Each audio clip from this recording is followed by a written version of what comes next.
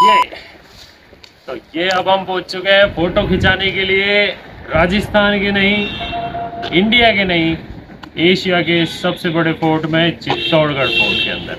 तो चित्तौड़गढ़ फोर्ट में हम आ चुके हैं और अभी हम हैं पोल नंबर 3 के ऊपर। टोटल यहाँ पे 7 पोल्स हैं और सारे पोल्स आई थिंक मेरे को तो नहीं लगता कि दिखाने चाहिए ऐसा कुछ है, लेकिन हाँ जो जो इम्पोर्टेंट चीज़ें होगी वो हम आपके साथ ज़रूर शेयर करेंगे। और ये एशिया का सबसे बड़ा फोर्ट है और लिविंग फोर्ट भी है। यहाँ पे पूरी सोसाइटी बसी हुई है। फोर्ट के अंदर काफ़ी लोग रहते हैं रहने वाले, और देख सकते हैं यहाँ से क्या प्यारा सीन आ रहा है। यहाँ से जाने का मन ही नहीं कर रहा है। और अभी तो हम धीरे धीरे ऊपर जाएंगे, जैसे जैसे ऊपर जाएंगे वैसे वैसे सीन और भी बढ़िया होते जाएंगे। तो मिलते हैं आगे, लेट्स गो।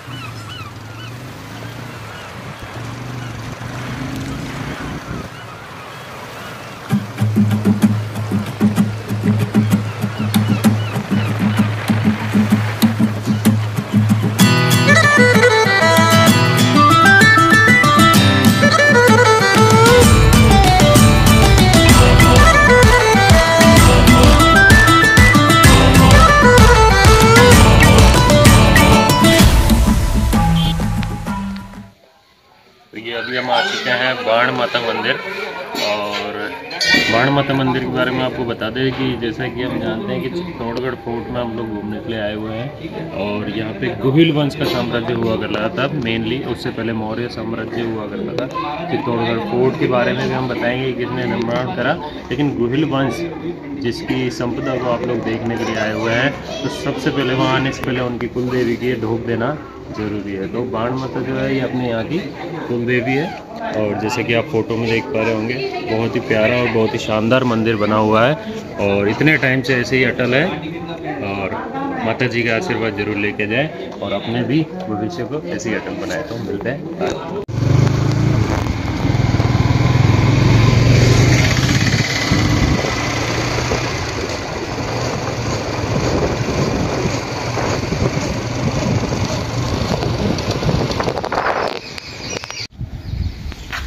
तो ये अब हम आ चुके हैं रतन सिंह महल के अंदर।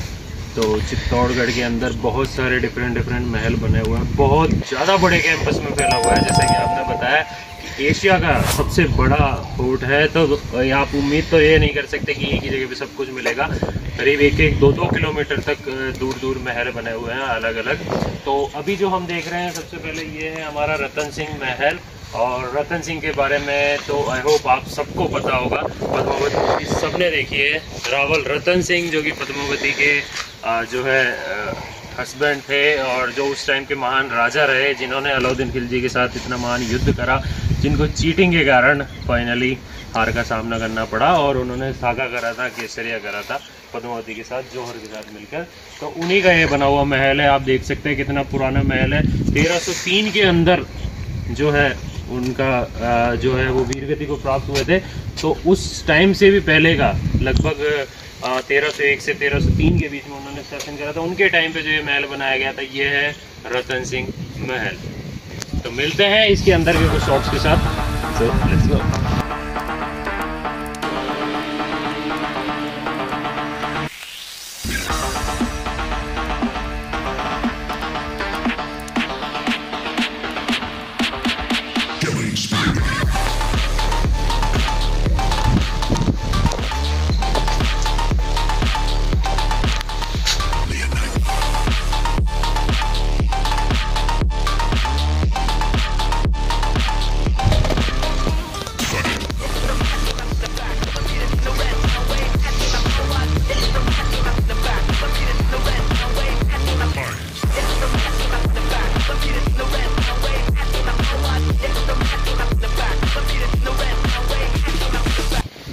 तो ये अभी हम आ चुके हैं रतन सिंह महल के जस्ट बाद पद्मिनी महल के अंदर। तो पद्मिनी महल आप जानते हैं, जिनको हम पद्मावती के नाम से भी जानते हैं। और बहुत ही सुंदर जो महल है, सबसे सुंदर आई थिंक यहाँ पे अभी तक हमने जो देखा है उसमें सबसे सुंदर महल बना हुआ है।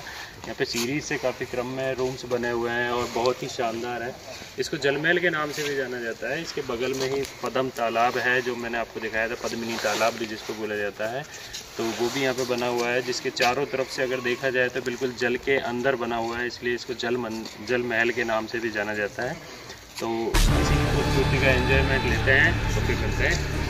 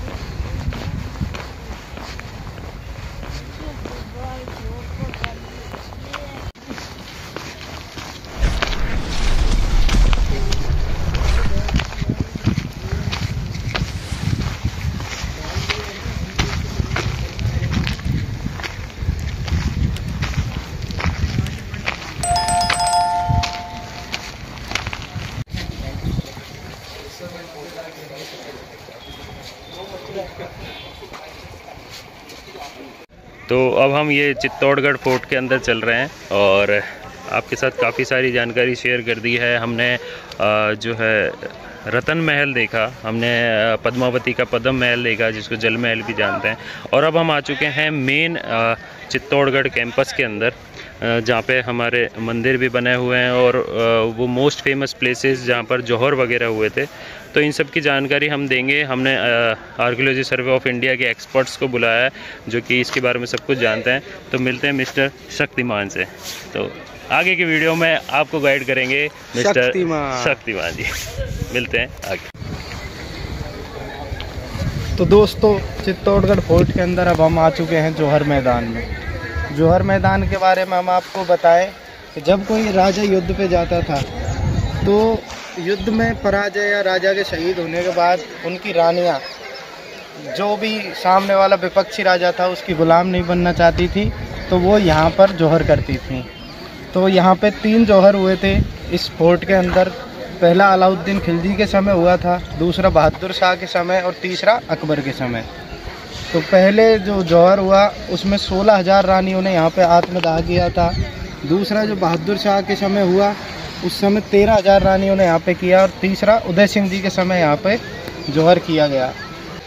तो आज भी जो ये जगह है, ये जौहर मैदान है, तो इसमें जौहर किया था। तो पहले राख वाख हो गई थी, तो गवर्नमेंट ने जितने भी अवशेष थे, कुछ भी था, आभूषण वगैरह को निकाल के उस जगह को दबा दिया मिट्टी के द्वारा। तो यहाँ पे आज भी आप देख सकते हैं कि हवन कुंड बना हुआ है। जो उनके पूर्वज हैं और जो राजा की संतानें हैं, पीढ़ी दर पीढ़ी जो भी राज परिवार से संबंधित हैं, तो वो श्राद्ध वगैरह में आज भी अपने पूर्वजों को याद करते हैं। तो जौहर मैदान में आप देख सकते हैं उनका हवन कुंड बना हुआ है। सारी प्रतिक्रियाएँ यहीं से होती हैं। तो ये बताया हमने आपको जौहर मैदान के बारे में, चित्तौड़गढ़ फोर्ट।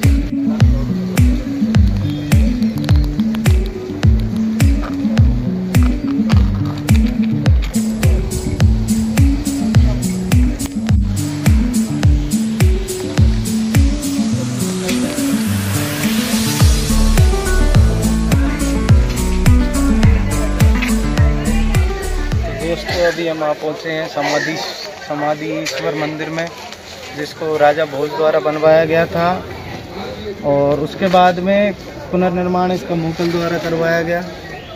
तो इस मंदिर को समाधीश्वर मंदिर इसलिए कहा जाता है कि पास में मोक्षधाम है। मोक्षधाम में होने के कारण इस मंदिर का नाम समाधीश्वर महादेव मंदिर है। इसके अंदर शिव जी की प्रतिमा है, जिसमें शिव जी के 3 रूप दिखाए गए हैं, पालने वाले, पोसने वाले और मारने वाले।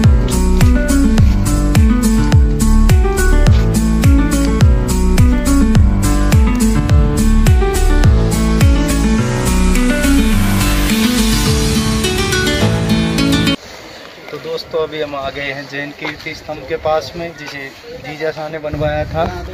और आप देख सकते हैं काफ़ी खूबसूरत इमारत है, 7 मंजिला इमारत है ये हमारे विजय स्तंभ से भी 150 से 200 साल पुराना स्तंभ, ताज्जुब की बात यह है कि यहाँ पे हमको गिने चुने 2-4 लोग ही दिखे, बाकी जो विजय स्तंभ है उसकी लगभग डिजाइन भी यहीं से ली गई है। और जुड़वा कह सकते हैं एक दूसरों को, वो 9 मंजिल इमारत है, 7 मंजिल इमारत है, बाकी है हमारे विजय स्तंभ से पुरानी। इसके बारे में थोड़ी बातें और बता दूं, जो जीजा साहब अग्रवाल थे वो जैन मुनि थे, वो हमारे मेवाड़ी राजाओं के पास आए तो उन्होंने कुछ दान लिया, कि उन्होंने भी मांग रखी कि मैं हमारे जैनियों के लिए भी कुछ इमारत खड़ी करूं, तो उन्होंने ये बनवाया था। तो आगे मिलते हैं और भी दिखाते रहेंगे।